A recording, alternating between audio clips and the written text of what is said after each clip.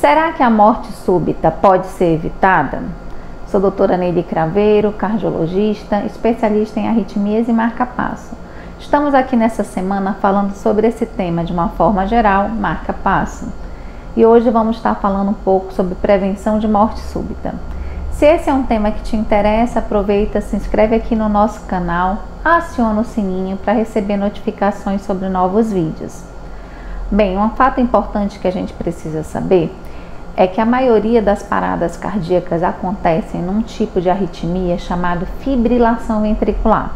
E o que é a fibrilação ventricular? Na verdade, ela não é uma parada do músculo do coração ou da atividade elétrica do coração, mas ela é um aceleramento tão extremo que faz com que o coração, em vez de contrair e relaxar, ele comece a, como a gente chama, fibrilar, ele entra num status de fasciculação. Só que por essa frequência tão elevada, ele não consegue cumprir sua função de bomba. E para que a gente consiga reverter esse ritmo, a gente precisa primeiro dar um reset, zerar tudo para começar do zero.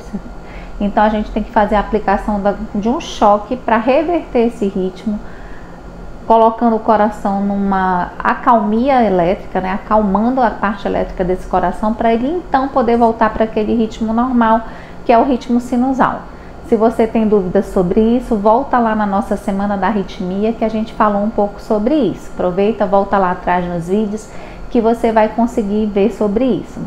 Bem, então para a gente conseguir reverter esse status de fibrilação ventricular, a gente precisa fazer o choque. Habitualmente nos filmes a gente vê muito, né? A pessoa chega em parada, corre um médico, pega umas pás, coloca um gel, aplica no peito do paciente e dá aquele choque. Isso é que a gente faz a reversão externa da arritmia.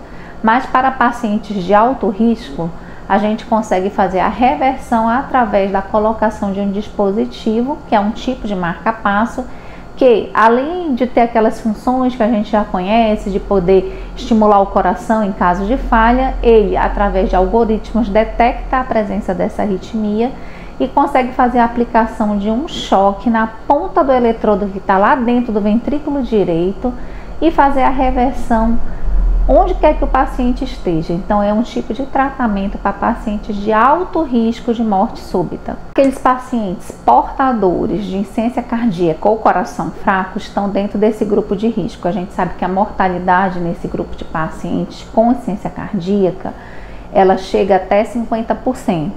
E essa mortalidade acontece principalmente de forma súbita e em 80% dos casos decorrentes de um tipo de arritmia, que é a fibrilação ventricular.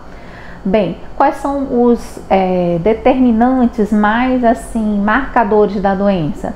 A presença de morte súbita pregressa, então a pessoa já foi resgatado de uma morte súbita, já levou um choque, já foi revertido, já teve uma arritmia fatal revertida.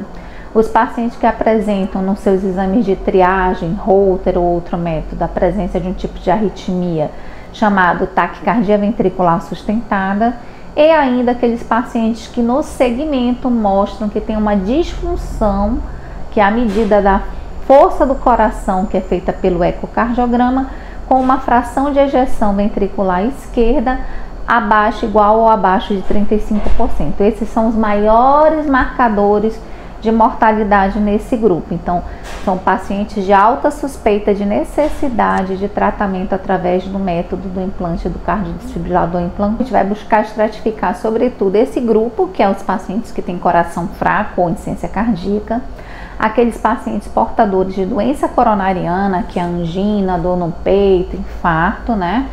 E também aqueles pacientes que têm uma história, que a gente até falou no módulo de arritmias também, aqueles pacientes que têm história de morte súbita familiar ou indicativos de doenças geneticamente determinadas que têm correlação com morte súbita, e inclui até um grupo de jovens nesse tipo de triagem. De toda forma, quem vai conseguir avaliar melhor isso através da tua história clínica, do teu histórico médico, é teu médico assistente, né? E ele também vai poder pedir auxílio em caso de dúvida, ou até mesmo para fazer uma indicação e um agendamento desse tipo de procedimento a um cardiologista especialista na parte de estimulação cardíaca artificial. De fato, existe esse recurso, São para pacientes específicos, obviamente, a população em geral não teria indicação desse tipo de tratamento, mas existe esse tipo de tratamento e você pode ser triado conforme as doenças que você apresente para ver se você se enquadra dentro dessa necessidade. Bem, se esse vídeo te foi interessante, aproveita, se inscreve aqui no nosso canal, aciona o sininho, dá aquele like para esse conteúdo. Se você sabe de pessoas que têm histórico de morte súbita na família, que tiveram morte súbita abortada, que tem essa questão do coração fraco, compartilha com elas para elas poderem também ter esse entendimento. Foi muito bom estar aqui com vocês hoje. Podem deixar suas dúvidas e seus questionamentos aqui embaixo que a gente vai procurar responder com certeza. E essa semana a gente ainda continua falando um pouco sobre a questão da estimulação cardíaca, do marca-passo de uma forma geral. Sejam bem-vindos aqui. Um forte abraço.